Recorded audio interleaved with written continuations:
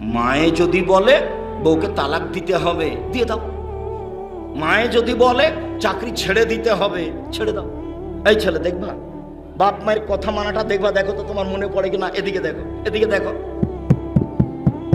কে বাড়িতে আছে? জি না। কোথায় গেছে? শিকার করতে গেছে। কখন আসবে? সন্ধ্যায় আসবে। কেমন আছো? খুব একটা ভালো নেই। ও আচ্ছা আচ্ছা আচ্ছা আচ্ছা আচ্ছা, ঠিক আছে, আসলে সালাম দিও, চৌকাট পাল্টে দিতে বলিও। সন্ধ্যার সময় এসেছেন ইসমাইল আলাইহিস সালাম। কি ব্যাপার, কেউ এসেছিল নাকি? জি, একজন বৃদ্ধ মানুষ এসেছিলেন। কি বললেন? সালাম দিয়ে বললেন বাড়িতে আছে। আমি বললাম নেই। কোথায় গেছে? শিকার করতে গেছে। কখন আসবে? সন্ধ্যায়। কেমন আছো? আমি বললাম খুব একটা ভালো নেই। উনি কি বললেন? বললেন যে আসলে সালাম দিও, চৌকাট পাল্টে দিতে বলিও। ওহো, তিনি আমার আব্বা, তিনি ইব্রাহিম আলাইহিস সালাম।